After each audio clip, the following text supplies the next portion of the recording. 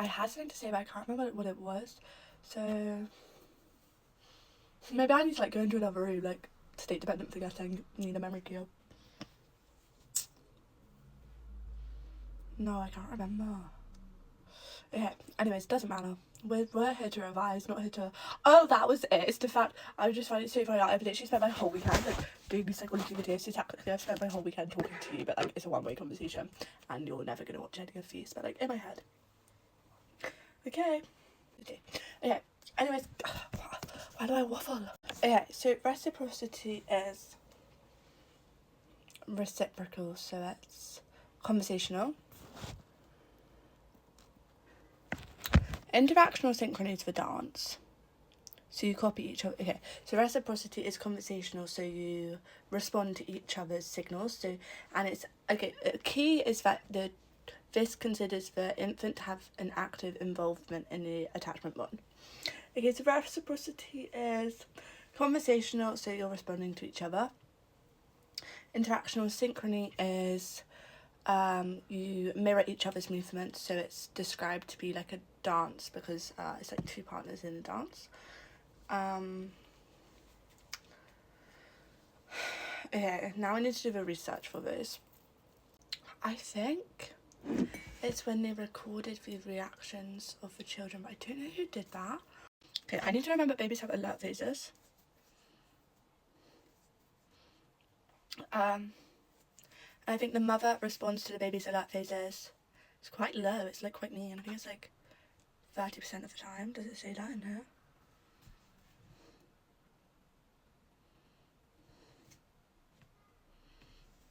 Brazelton said it's like a dance. Directional synchrony. Feldman said it's a temporal coordination of micro-level social behaviour and melts off and more observe the beginning of interactional synchrony in babies as young as 2 weeks old.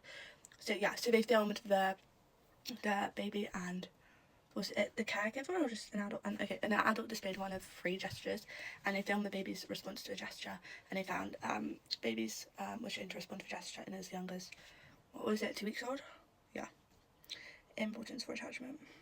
Russell Isabella observed 30 mothers and babies together, and she assessed their degree of interaction, and she found the better the interaction was, the better the attachment bond was. Yeah, evaluation.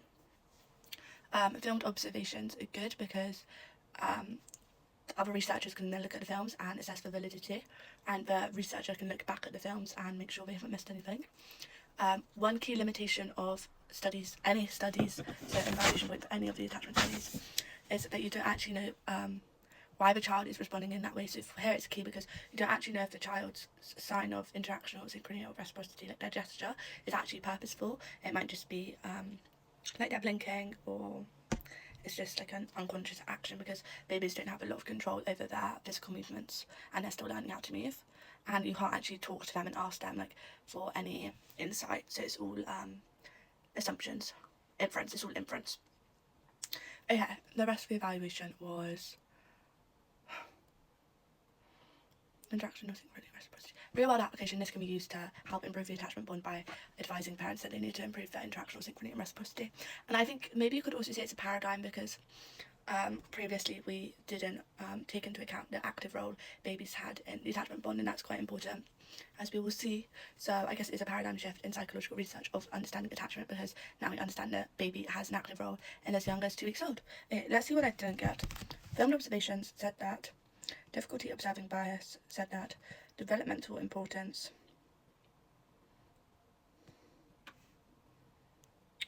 It doesn't tell us about child development. And practical value versus ethics. Okay, I think I've gotten all of that. Apart from, I just need to remember this. The studies were for reciprocity. Is who is it? No, both of the studies are for interactional synchrony. Smelts often more, and Russell is better. Okay, I'm feeling really tired, but it's fine. Schaeffer's stages of attachment. Stage 1. Okay, Schaeffer's stages of attachment looked at how the attachment bond goes through separate stages throughout the child's infancy, early infancy. Okay, stage 1, the asocial stage. This is from like 0 to, I think it's weeks, like maybe 3 weeks. I'm just too cold. Maybe 0 to 3 weeks. And the asocial, I can't remember what the ages are, but the asocial stage is basically indiscriminate opinions or signs of attachment to either objects or people, and they don't really show a preference for either. Okay, then the next stage is the parasocial stage. So here they start to show, I think this starts at around 3 weeks and to 2 months. This is going to be so off. Here they start to show preference for humans over objects, but their like preference between humans is indifferent, like there's no particular human. However, even as early as the parasocial stage, they do show slight signs of preference to familiar humans over strangers. However, their stranger anxiety is still really lacking in this stage. So yeah, okay, asocial, parasocial, no, I've missed one. What is parasocial? What is parasocial, babes? What is parasocial? Like, that's another thing, you've actually made that up. Schaefer stages of attachment. Okay, stage 1, asocial stage. Stage 2, indiscriminate. Stage 3, this specific stage. Oh, I remember now. Okay, stage 1, asocial stage. They show no preference for people or objects. This is from like 0 to 3 weeks. Asocial, indiscriminate. Okay, and then indiscriminate. Here they show no preference between people or object. No, here they start to show a preference for people, but they still lack stranger anxiety, and they don't show preference between people. And specific attachment. Here, this is where what percentage of babies? I think 80% of babies, their first attachment is with the mother. So this is where they form the specific attachment bond with one caregiver. Okay, and then multiple attachments. Yeah, have I done all 4? Yeah, specific attachments. Then multiple attachments. This is where they start to form more attachments. So it usually comes, I think, 2 months after the first one, and it's usually the father. And I think very small percentage of babies, their first attachment is just the father. I think it's like 8%. It's really, really, no, it's 2%. It's 2%. Okay, we are not there yet, but I think it's really low. Okay, asocial. Right, now we work out the ages that they need to be for these stages. Or do I not need to know that? I don't need to know that, it's not here. That's not in the book, so I don't need to know that, I feel. Well, I probably do, but... Asocial, maybe I should write it down in the book. No, I can't. I can't be bothered, I'll do it in a minute. Asocial, indiscriminate, 2 to 7 months. Okay, I was wrong. Oh, it is in the book. Oops. Okay, so asocial is 0 to 2 months. Indiscriminate is 2 to 7 months. Specific attachment is 7 months.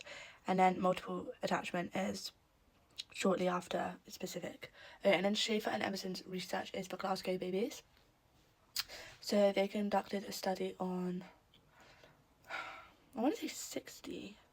Yeah, 60 Glasgow babies, boys and girls, 31 boys, 29 girls, and of skilled working class families in Glasgow. And they, okay, 31 mothers, 29 fathers, not boys and girls. No.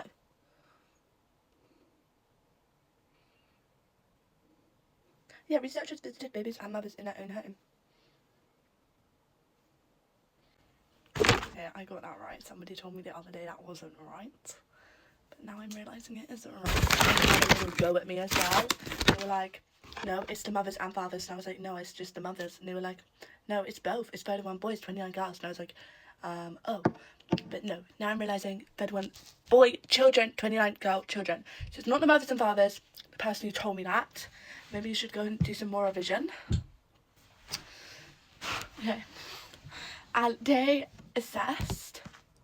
Hold on. I'm going to go tell the person who said that to me that they need to revise more. We need to talk about Schaefer and Emerson a bit more. So they did qualitative and quantitative data. Did they? Well, they did diaries. That's what we need to know. They gave the mothers, yes, kind of. They did diaries. They gave the mothers diaries to record the anything like attachment bond with the child, anything related to it. And they visited them every month for a year, and then again at 18 months after the baby was born. I wouldn't be having that, I'd be annoyed. Fair enough to those mothers. And they did diaries, and they also asked questions, interviewed, asked questions when they went and visited them. So it was self-report data, the diaries, and it was also interviews or questionnaires. I don't know. It was also the interview data as well. Okay, evaluation. Glasgow babies. That's a really bad study. Sorry, Schaefer and Emerson, because it's set in Glasgow, and that's a very unique sample, only using skilled working class mothers from Glasgow. Like, that's a very, very precise sample. I don't know why they've done that actually, but they have. And also Glasgow is a city very rich in history, and this will likely have affected the sample size. So it's a very unique sample size that can't be applied or generalised to the greater public. Also, the diaries for mothers were likely affected by social desirability bias. Like, they want to seem like their attachment bond is better than it is, and also even if they weren't affected by that, their interpretation is likely skewed by the fact that they're the baby's mother. Like, they're probably not going to pick up on all of the negative aspects of that attachment bond. Okay, so the Schaefer and Emerson study is pretty not good. It's pretty harsh. Okay, so that's the evaluation for that. The evaluation for the rest of stages of attachment is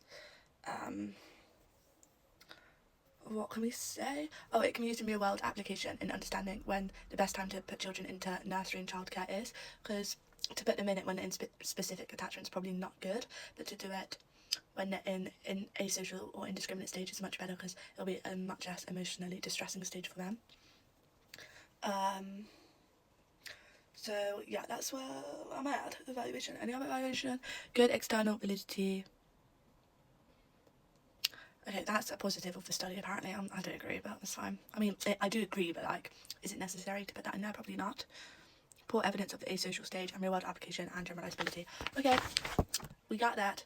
Okay, the role of the father. This isn't fun. Okay, Tiffany Fielding, I can remember her. I don't think I'm going to get it right, but I think she is the one that said the fathers have an important role. Their role is just different to the role of the mothers. Their role is more about play and stimulation, whereas the mothers is about empathy and emotional assurance and security and all of that job. Okay, role of the fathers. Okay, so there's 3 roles of the fathers. Either that they have the same role as the mother, they have a different role to the mother, so I've just said, or their role is lesser and not important. Okay, what is the research for this, other than what I've just said? Okay, one psychologist conducted a study, and they basically looked at primary caregiver mothers, primary caregiver fathers, and secondary caregiver fathers. They found primary caregiver fathers could uptake, and they had the same level of attachment skills and attachment bond with their child as the primary caregiver mothers. Like, there was no differentiation between primary caregiver mothers and primary caregiver fathers in their attachment with their children. Like, it was equally as good. But the secondary caregiver fathers was not as good as either of those.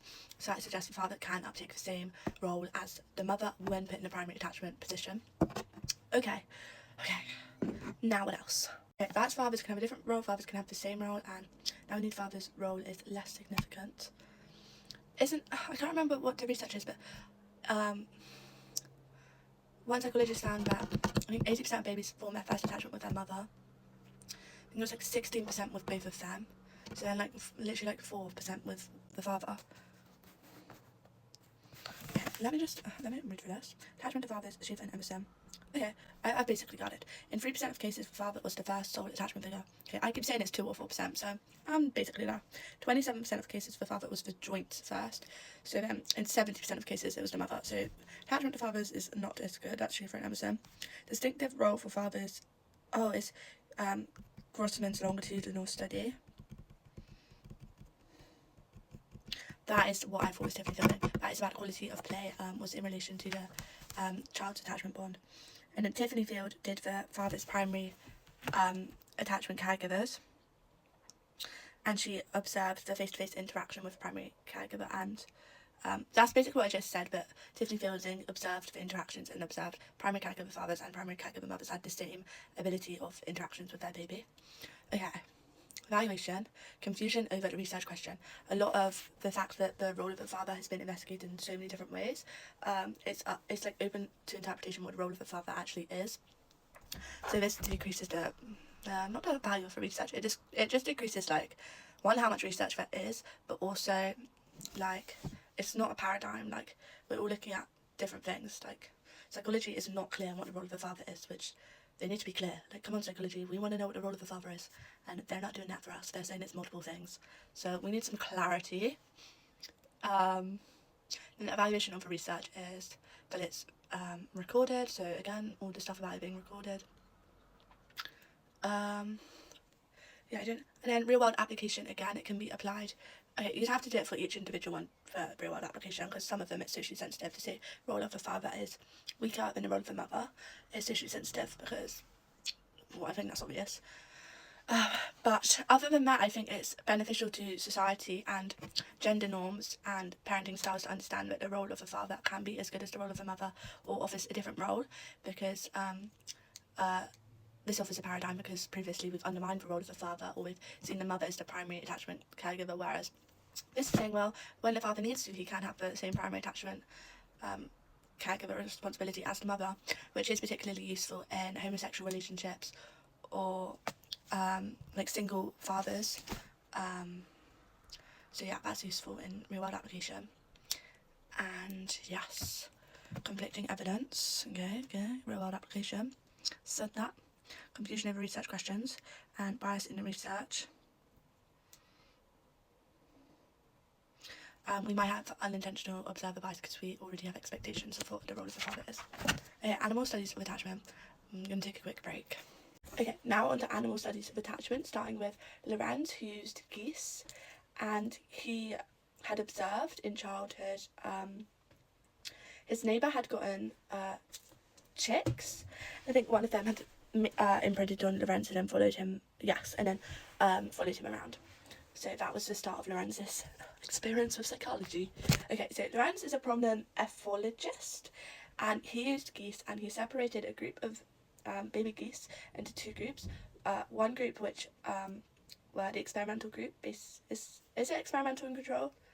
Yeah, I guess. So the experimental group, which they were placed in like an incubator, and the first thing they saw when they hatched was Lorenz. So the first moving object they saw was Lorenz, whereas the other group of geese, the control group, the first thing they saw when they hatched was the mother goose. So that's like natural, how it would happen in nature. Okay, so then Lorenz found that all the geese that had saw him first, they continued to follow him, and the geese that saw the mother goose first followed the mother. And this opposes the idea of like food as the primary drive, because the food wasn't involved as something in there. So yeah, that's Lorenz, and Lorenz also found that there was a critical period. That's what's really important about Lorenz. He found there was a critical period of, I think, 3 weeks, and I feel like it was a lot less than 3 weeks, maybe like 18 hours. Okay, it doesn't say in the book, but there was a critical period, and if the geese didn't form an attachment in the time of the critical period, then they never formed an attachment, which was obviously dangerous for them, because the attachment bond is important for their safety in adolescence.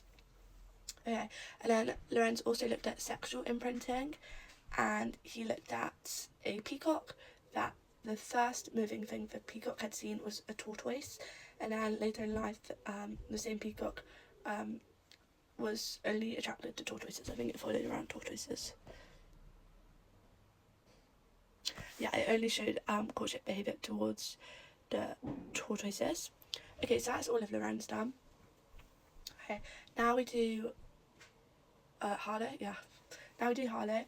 Harlow used rhesus monkeys, and he wanted to test cupboard love and what drives the attachment bond. Is it food or is it comfort?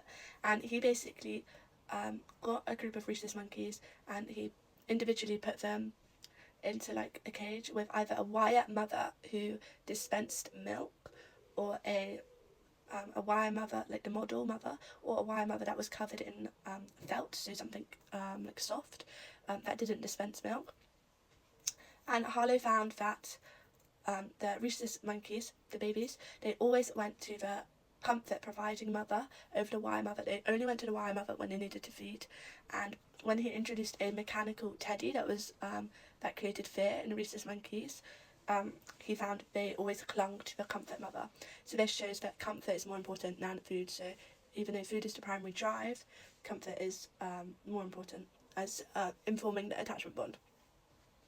So okay, and then we need to know that later in life the monkeys, the maternally deprived monkeys, became aggressive, and they were bad parents themselves because they hadn't experienced a good attachment bond when they were babies, so that when they grew up to be parents they were bad. And a couple of monkeys even killed their young, and they neglected their young. So this shows the impact of the early attachment bond on their later life and the cycle. The critical period for normal development, or 90 days.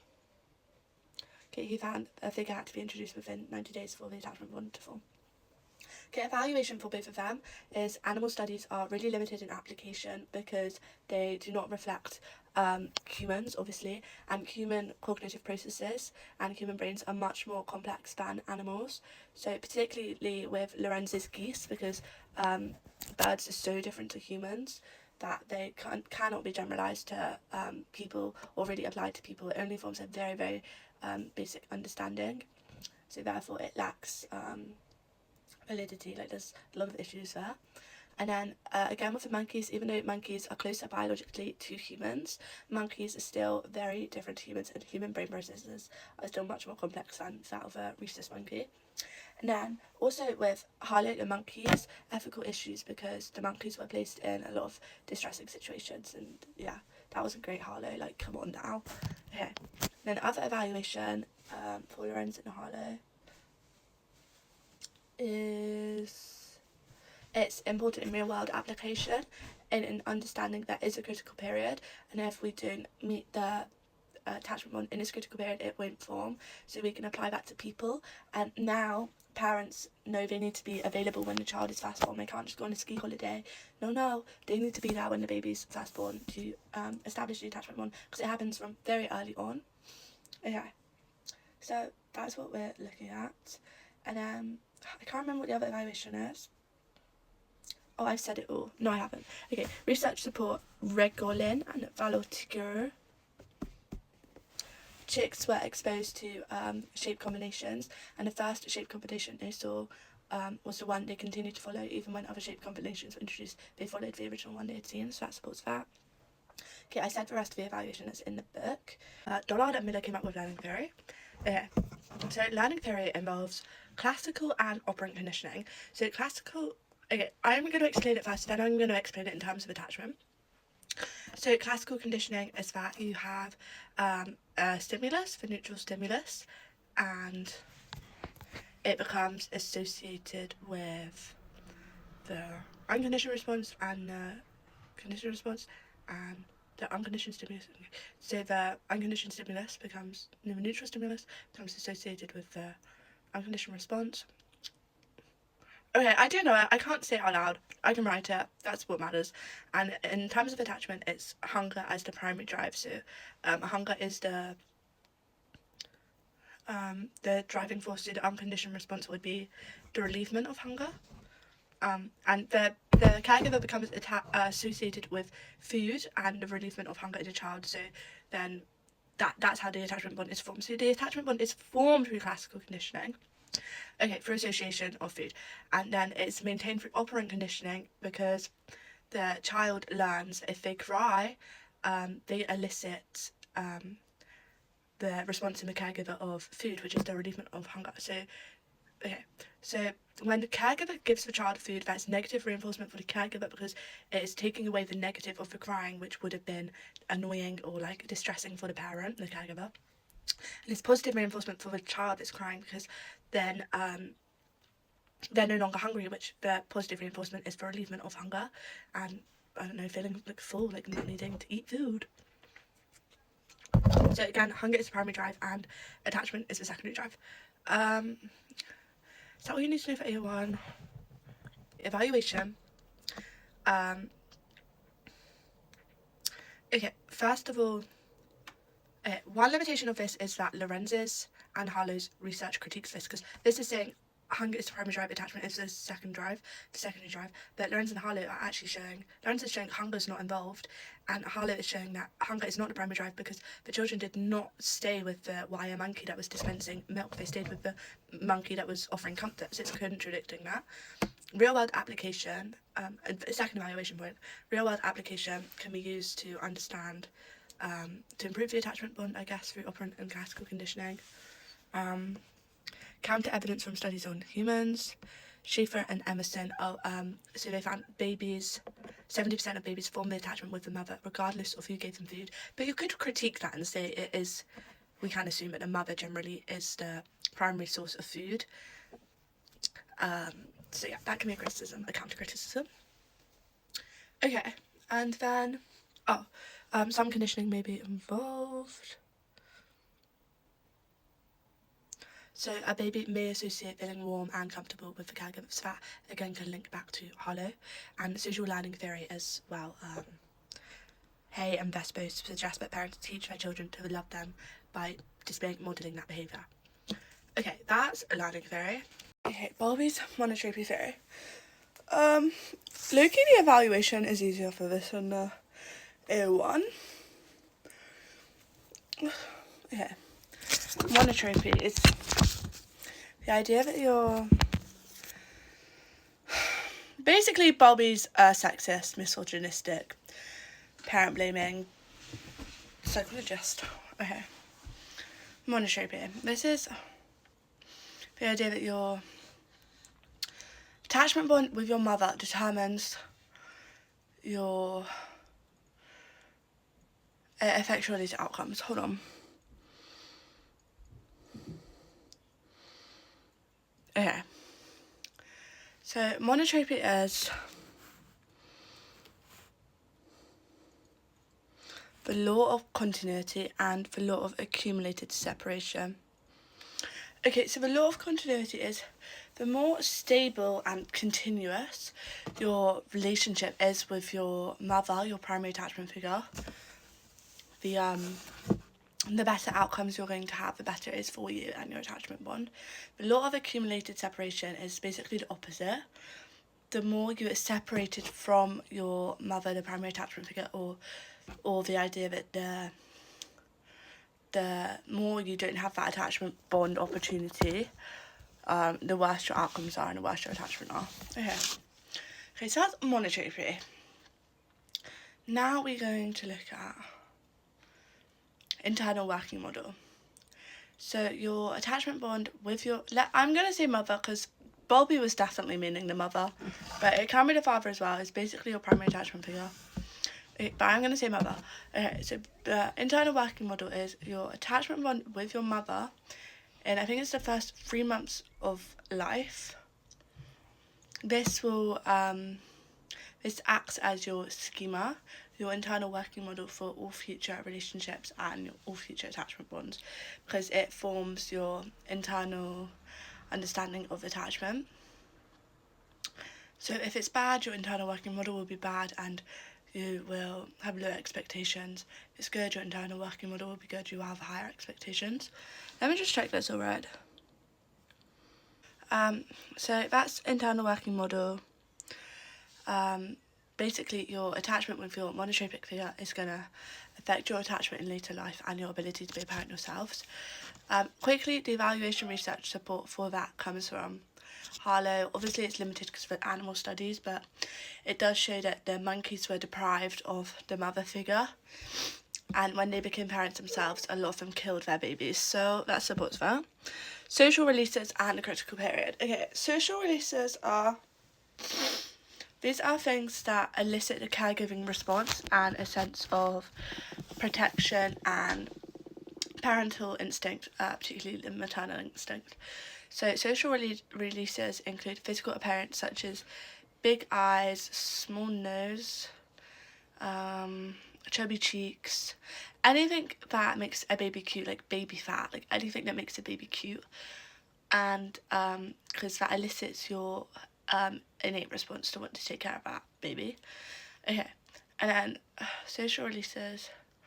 What else did we say? Critical period. Okay, I've done the critical period, I think. I think the critical period is up to 3 months, but I think there's a risk up to 8 months.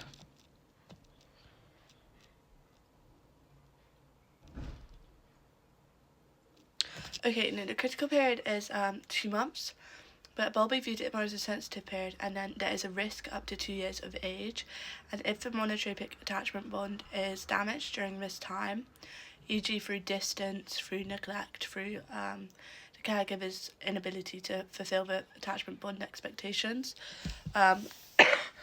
Then this will have really negative implications in later life, according to Bowlby.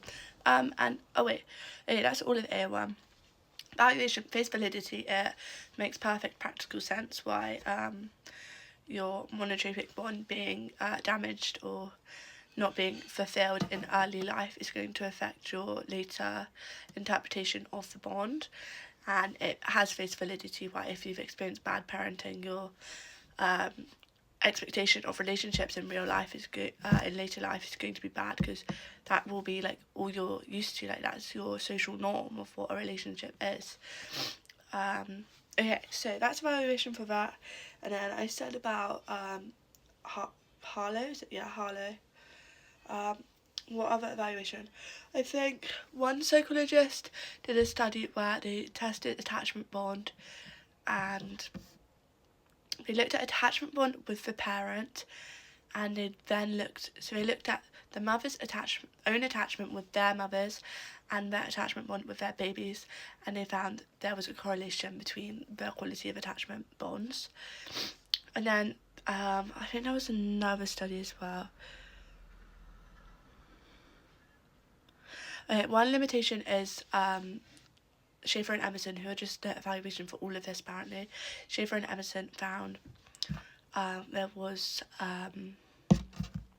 mothers were the primary attachment bond 70% of the time, so 3% of the time it was fathers, and 100 take away 73% of the time it was both mothers and fathers. So that's the biggest criticism, because the idea that because that's a significant number. I mean, I can't do maths, but that's 17% of the time that it was the baby's formed attachment. Their primary attachment was with two people simultaneously, the mother and the father. And that's totally critiquing Bowlby's idea that the monotropic bond has to be with the single primary attachment figure. Okay, support for social releases. Brazelton. Okay, Brazelton instructed their baby's caregivers to ignore their responses, and okay, because this is what I was going to say, but I've kind of forgot. Social releases is physical, but it can also be the baby's behaviour, so crying or like any action that releases a caregiving response. So Brazelton got the caregiver to ignore the baby's social releases response, such as crying, and she recorded their impact. Their babies became increasingly distressed because they were being ignored. Okay, support for internal working model. That's what I said, Heidi Bailey, the mother's thing. This person's crossed it out, but I think that's the best one for this. Okay. And then real world application, but I say that every time anyway in my 60 markers, but real world application is feminist concerns. Because parent blaming, you're putting, Bowlby supposedly didn't say it was just the mother was the monotropic figure, but like, let's be real, he did. So that's socially sensitive misogyny really going on there, parent blaming the mother, or even if we take it away from gender, still to blame the child's expectations of a relationship on the parent is socially sensitive, because that is, I know that's putting a lot of responsibility and pressure on the parent to be a good, perfect parent. And if somebody realises their child is in toxic relationships, and they look at this and they think, well, that's my fault because I was a toxic parent, well, maybe it won't. Maybe there's other factors going on there. So again, another evaluation point, follow up from that, is that it's very isolated and it ignores extenuating variables. It ignores other factors that could have gone on and other environmental factors. So it's and it's not really looking at a lot of different interpretations. I guess it's suggesting there's a positive correlation between the strength of your attachment type in your monotropic figure and your relationship with your monotropic figure and the strength of your future relationships. And correlational studies, correlational assumptions are hindered by the fact it's assuming that this is having this impact on this. So lots of other factors could be involved there. Okay, yes, that's that. Types of attachment, Ainsworth's strange situation. Let me just take a 2-second break. Okay, Types of attachment. Ainsworth's strange situation. We love Ainsworth, mainly because she's a woman, which is rare for psychology. Maybe I should become a psychologist. Maybe I should become a psychologist. Or why am I having like a career epiphany right now? Maybe I should. Ainsworth's strange situation. Ainsworth created the strange situation to assess attachment. Why am I like lecturing you right now? Because the lighting's really putting me off. But like, I don't want to look ugly. Ainsworth's strange situation. She devised a strange situation to assess attachment types in children, like infants, babies. She suggested there were four, but mainly three different types of attachment. Secure attachment, which is what we want to be, according to Ainsworth. Insecure resistant, so I think insecure resistant, insecure avoidant, insecure avoidant type B, insecure resistant type C, and type D, which I don't think has a name, and we don't need to know it, but that is a type D. And that is like really bad. That's like not type B or C, so type D is really bad, I think. Okay, anyway, the three main ones. Secure attachment. This is what you want to be, according to Ainsworth, and mainly in individualistic cultures, particularly the US and the UK. Okay, so secure attachment is... okay, so the way she tested it was she tested stranger anxiety, exploration behaviour, reunion, response upon reunion,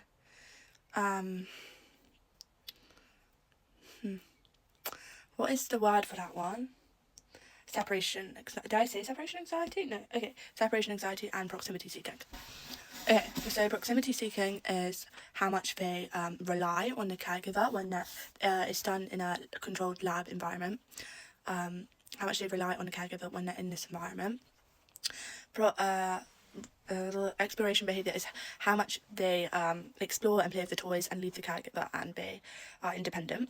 Response upon reunion is their response upon being reunited with their caregiver. So, okay, we'll talk about that in a minute. Stranger anxiety is their response to the stranger being brought into the room, particularly when the caregiver has left the room. And what's the last one? Have I said all of them? Have I said response to reunion, their response upon reunion, separation anxiety, okay, I don't think I said this one.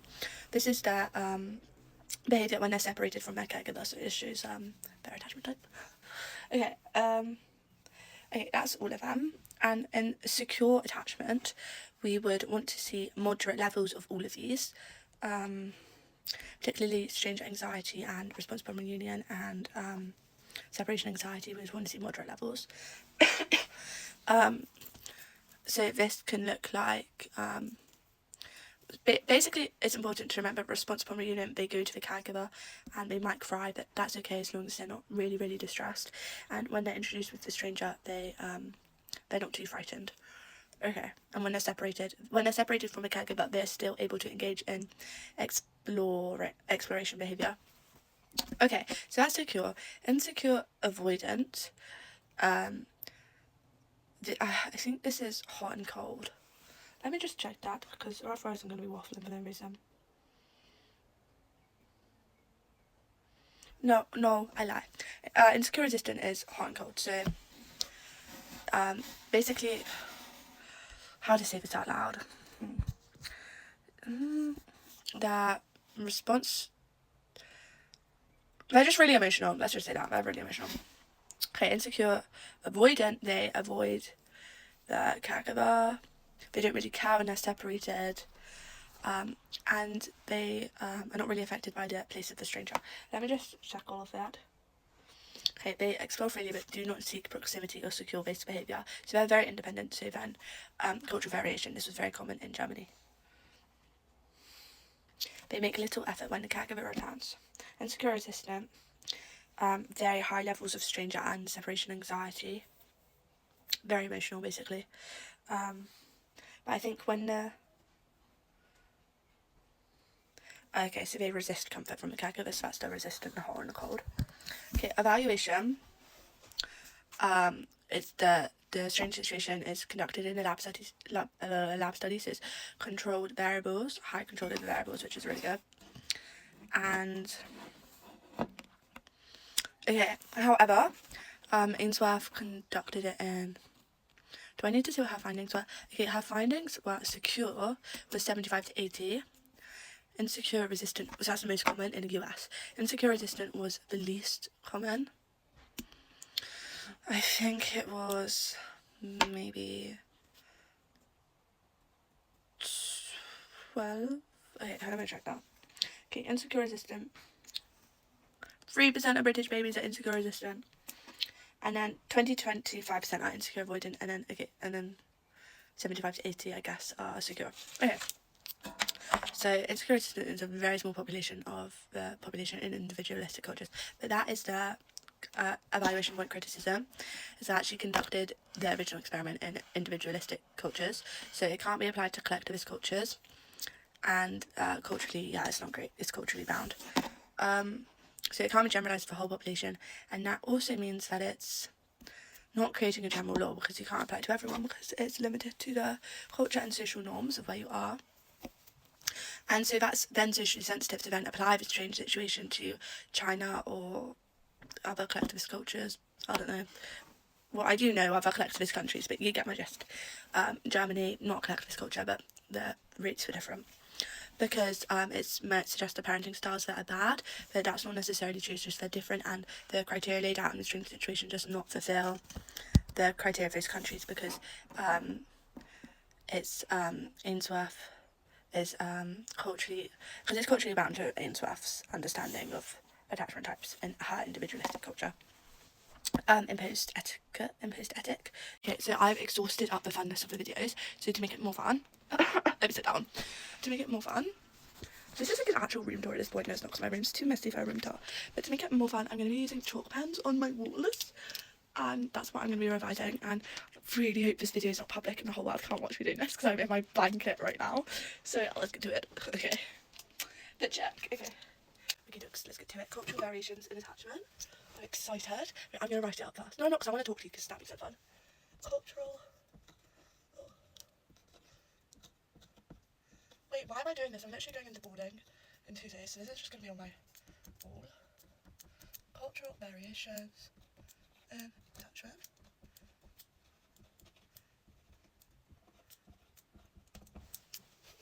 Looking cute. Can you see that? Not really, but it's looking cute from my end. Okay. Wait, it's boiling. Okay, I'm back in a cooler outfit. Okay, cultural variation in attachment. Van Lugendorn. I kind of wish you could be like cultural variations in attachment. Oh, side profile. Don't look. Van Lugendorn. Oops. Which silly goose designed this wall in a way that I can't write in it easily? Van Lugendorn. And Cronenberg. I think they did a meta-analysis of the strange situation in 8 countries. And I can't remember how many studies, but the majority of them were American.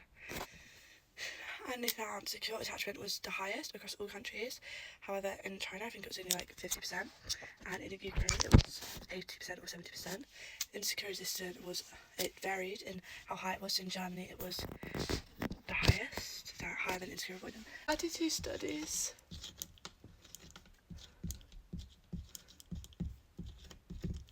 Eight countries.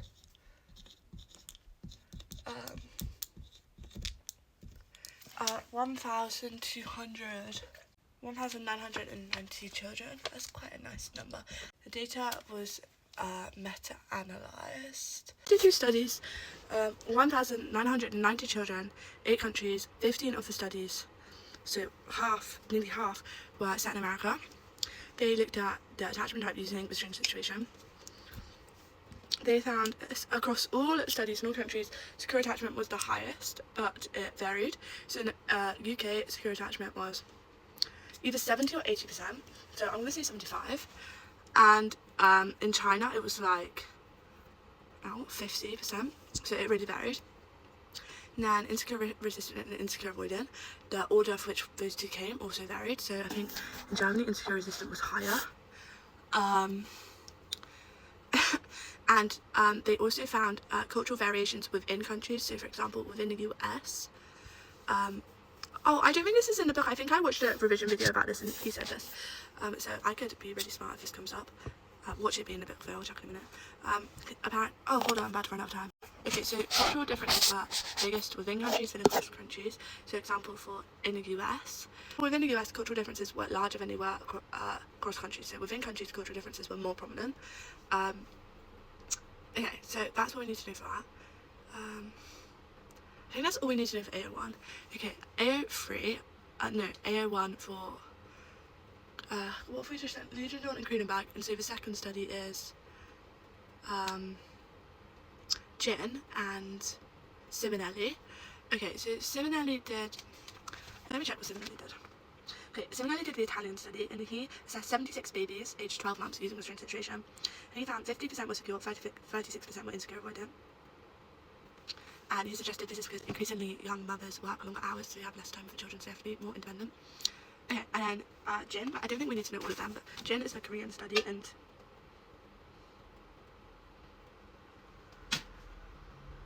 he found similar levels of secure versus resistant to other countries, but there was only one insecure resistant. No, only one insecure avoidant, and the rest of it insecure were insecure resistant, which that's really different from most other countries, which are different, because in Ainsworth's original strange situation, it was like, what did I say, it was like 3% were insecure resistant. Okay, so that's cultural variations. One, let me just check if there's anything I think I wouldn't have gotten of indigenous psychologists. So in the cultural variations, it was psychologists who were indigenous for areas, so that prevents imposed ethic and research bias. Whereas Ainsworth was individualistic, applying that to other countries wasn't right, because that was imposed ethic. Compounding variables is correlational. So it's like, is it correlational? Yeah, because your attachment type. No, it's not correlational, but it ignores compounding variables like poverty and class and blah, blah, blah. Imposed ethic, competing explanations. Okay. So that's cultural variations. I gave up with the board. So really I've just been sat here like this not very clever girl. So I don't know why I did that. I will need to get attachment done tonight. Okay, Bowlby's theory of maternal deprivation. Thought we'd done that, and we've done monetary. Okay. Separation versus deprivation. Okay.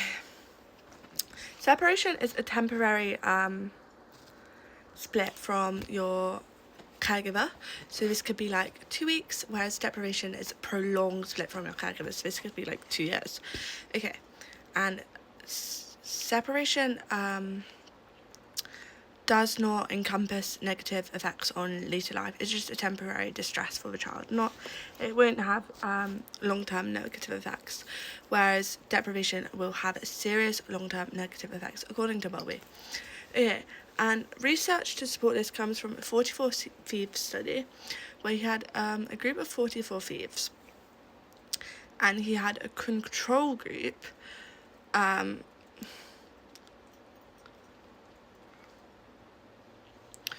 always forget what okay, so let's just focus on the 44 thieves.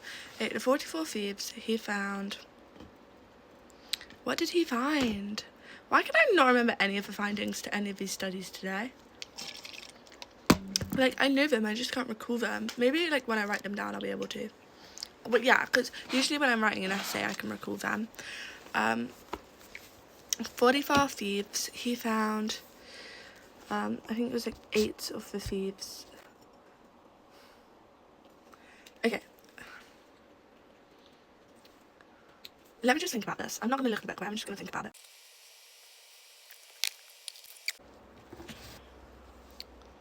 I think... Hold on, I need to think. I need more thinking time. Speed it up.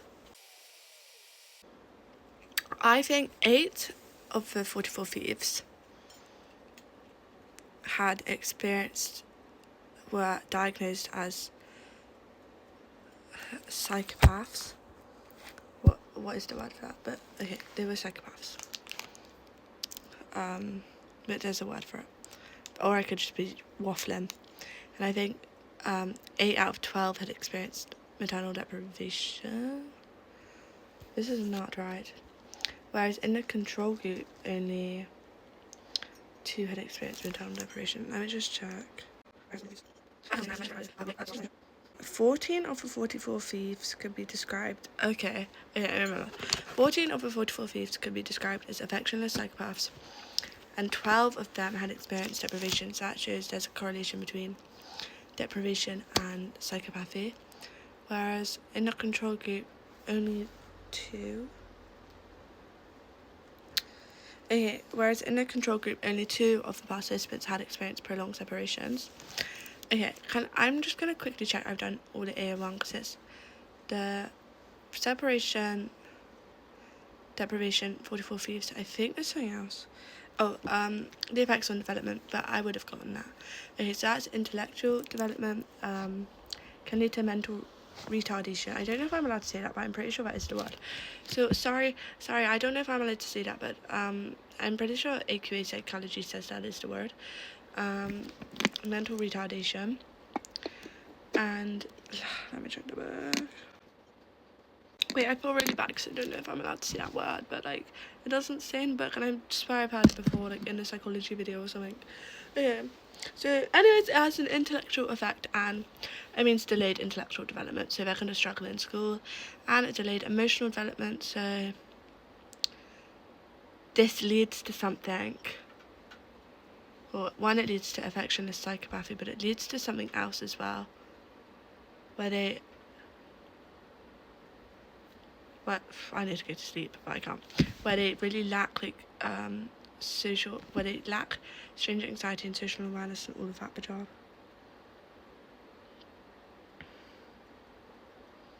No, it just leads... I don't know what I'm saying. It just leads to affectionless psychopathy, which means like a lack of empathy, a lack of affection, and their emotional development is not what it should be. So basically their intellectual and their emotional development and their social skills are not what they should be. They don't develop as they should. Okay, evaluation I think is easier. Okay, evaluation, the big one is the privation, deprivation, separation, privation. So one psychologist suggested that Bowlby ignores the role of privation, which is when the attachment bond never forms. So deprivation refers to a prolonged separation of 2 years or longer, or however long, whereas privation suggests that the attachment bond is never formed, so the child never experiences attachment. So this relates to children in care, and a psychologist kind of suggested that Bowlby doesn't really make enough reference to the idea of privation, or there's blurred lines between deprivation and privation. And I think some of the thieves had not experienced deprivation, but had experienced privation. Okay. Right. Other evaluation, the 44 Thieves study is has good external validity and good memory realism and all of that job. There's a lot of criticisms to our study. I can't be bothered to list them all, but there are. Yeah, okay. Okay, I've said that. Critical versus sensitive period. So, I don't know what that is, but the whole thing is really pessimistic. That if you experience deprivation and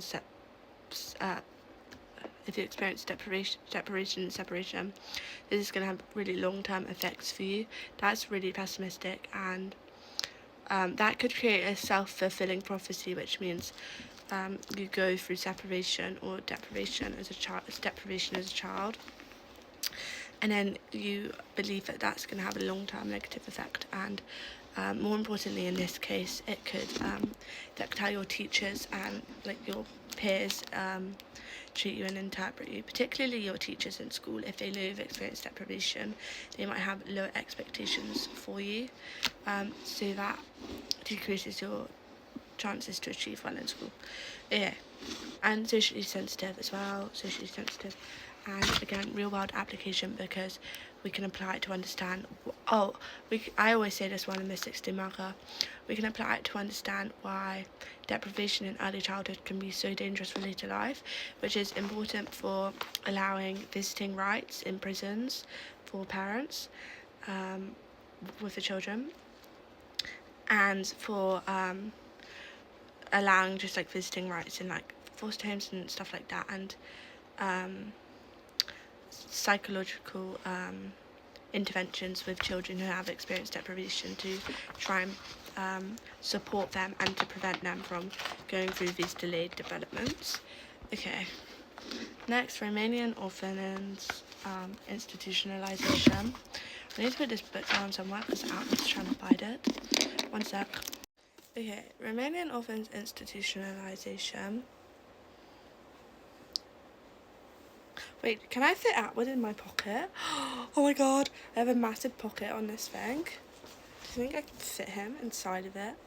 Oh my god, he's my little, like, kangaroo. Back onto psychology, A-level, Georgia. It's 10 o'clock. If it's more than 3 pages left, I'm going to go to bed now and do it tomorrow morning.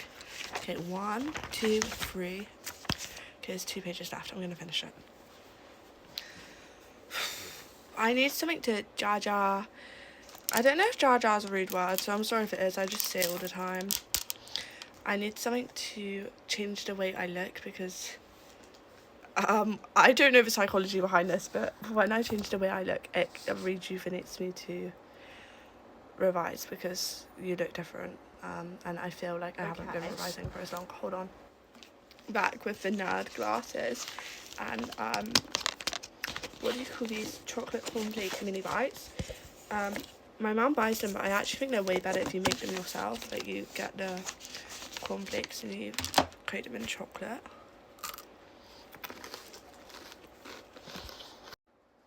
It's safe to say I'm shattered. Romanian Orphan Studies Institutionalization. Rata and Zina. We got this. I've got this. Okay, Rata. Oh, I actually can't. I might have to read it from a book. I can't even, like, I don't even have the memory recall to be able to recall it from my memory. Like, the brain's not even switched on right now. I'm gonna have to redo this whole video at some point. Not tomorrow. I'll redo that next weekend. Okay. Rata. Rada, what did you do? See, I know this. I think... Yeah, Romanian Orphan Studies, I'm going to do its own video because I think there's a lot of detail there. I'm about to pass out. Okay, influence of early attachment on later relationships. I'll do that, then I'm going to do the other one as its own video. Okay, internal working model. So your attachment bond forms your internal working model for later relationships. So if your early relationships with your primary caregiver are bad, your expectations of relationships are going to be bad. So the early relationships is really important in setting the standard for your later relationships and your expectations. Criticism, this is socially sensitive because it's putting a lot of pressure on the parents. And another criticism is, I don't know, good predictive validity, like we said earlier. Relationships in childhood, something to do with your attachment diet. Okay, insecure are more likely to go on to partake in bullying behaviour, and relationships in adulthood, your relationships are more likely to be lower quality. I think this is the love test, the love quiz. Okay, so Hazen and Shiva. Yeah, they did the love quiz and they gave participants the love quiz and they assessed their most important relationship and their current relationship and their attachment type, and they found there was a correlation between how good their most important relationship was and their attachment type. 56% of respondents were identified as securely attached, with 25% insecure avoidant and 15% insecure resistant. Those reporting secure were the most likely to have good and longer lasting relationships. So this shows your relationship in childhood really does affect your relationship in adulthood. Evaluation. Validity issues with retrospective studies. Okay, so they're not longitudinal studies, so they basically ask adult participants about their relationships in childhood, which have likely been skewed by time or interpretation or your feelings towards your parents. Confounding variables not taken into account. Balancing opportunity and risk.